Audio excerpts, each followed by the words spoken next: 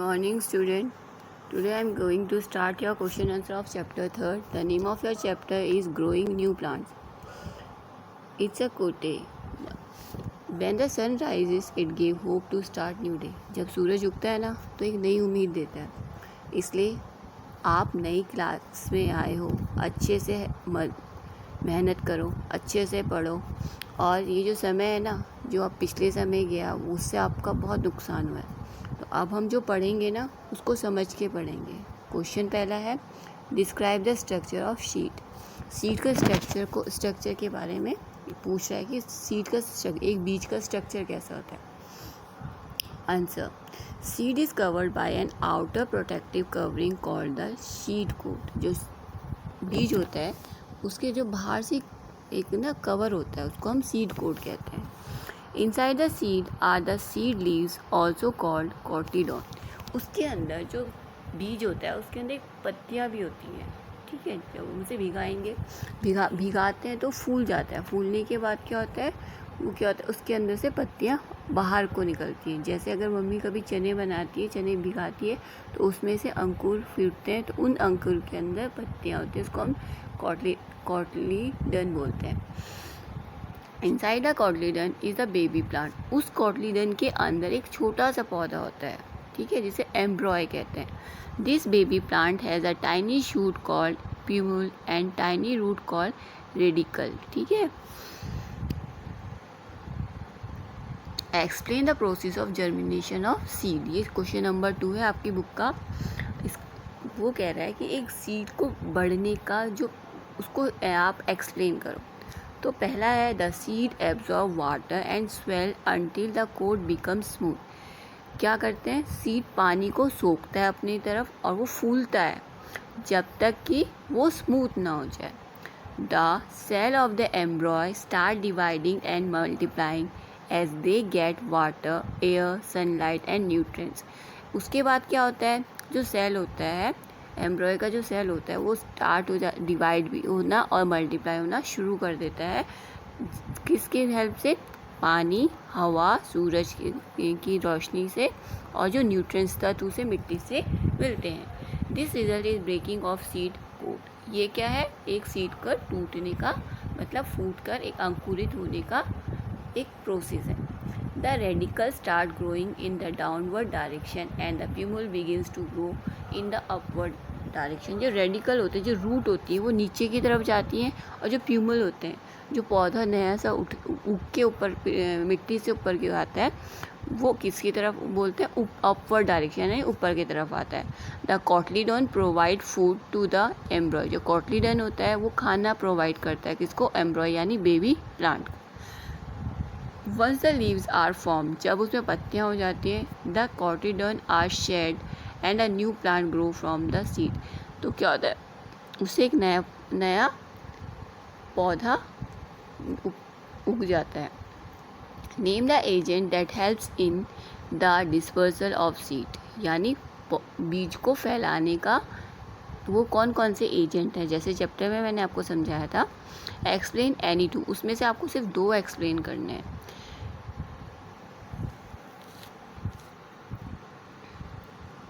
वो कौन से हैं, जो एजेंट है डिस्पर्सल के लिए, फैलाने के लिए.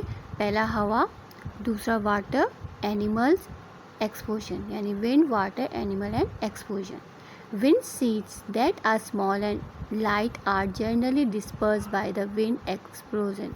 जो क्या विंड क्या करती है, जो छोटे पौधे होते हैं, जो बीज होते हैं, जो हल्के होते हैं, छोटे होते हैं, उन्हें हवा अपने साथ उड़ाते हुए ले जाती है. एक्सप्लोजन होता है, the fruit of okra, geranium and poppy burst open when they are ripen. जब कोई फल पक के फूटता है, एक्सप्लोजन यानी फूट जाना. The seed are then scattered to far off place from the plant. जो बीज होते हैं वो उससे फूट के क्या होता है, इधर उधर बिखर जाते हैं. हमारा नया कोटेशन है, your journey start with new sunshines and always keep smiling my dear student. हमारी जो जर्नी शुरू होती है ना, उसे हमेशा हंसकर, खुश रहकर शुरू करनी चाहिए. आपका क्वेश्चन नंबर 4 है, what do you understand by reproduction by spores. आप रिप्रोडक्शन और स्पोर से क्या समझते हैं? नॉन फ्लावरिंग प्लांट्स जिनमें फूल नहीं उगते हैं होते हैं लाइक फर्न, मोल्यूड एंड मशरूम। आपने मशरूम खाया है, देखा है? उसमें कभी कोई फूल देखा आपने? नहीं ना। Do not reproduce by seeds, ये बीज से नहीं होते हैं। They reproduce by spores. ये किससे होते हैं? स्पोर्स से होते हैं। The spores are small round and light seed like structure. ये भी सीड के जैसे होते हैं, इनका स्ट्रक्चर भी सीड के जैसे होता है और छोटे होते हैं, राउंड होते हैं। They are dispersal easily in various direction to give rise a new plant. ये आसानी से फैल जाते हैं और नए पौधे इनसे उगने शुरू हो जाते हैं। Question number 5, how do plants reproduce by different body part. अब जो पौधे होते हैं, प्लांट होते हैं, अलग अलग पार्ट से कैसे ये उगते हैं या उत्पन्न होते हैं, प्रोड्यूस होते हैं, ठीक है। Answer, there are some plants which grow from certain body parts। कुछ पौधे जो कुछ उनके बॉडी पार्ट से उगते हैं, such as root जड़, stem टहनी, and leaves यानी पत्तियों द्वारा। some roots develop into new plants when kept in moist soil and get sufficient amount of warmth and air। जो रूट होती है, जड़ें होती हैं, वो जब मिट्टी में दबा दी जाती है तो उस मॉइस्चर होती है, मॉइस्चर उससे मिलता है और उससे में क्या होता है, उससे क्या मिलता है? सफिशिएंट अमाउंट ऑफ वार्मथ यानी जो गर्माई होती है और हवा जो उसको न्यूट्रिएंट्स मिलने होते हैं उसे मिट्टी से मिलते हैं। Stem, new plant which grow from certain birds present on them when kept in the moist soil. कुछ क्या होता है, जैसे रोज़ है, रोज़ की क्या करते हैं हम? टहनी लगाते हैं, कली लगाते हैं, तो वो इसका एक एग्जांपल है कि वो किससे, हम उसे मिट्टी में करते हैं।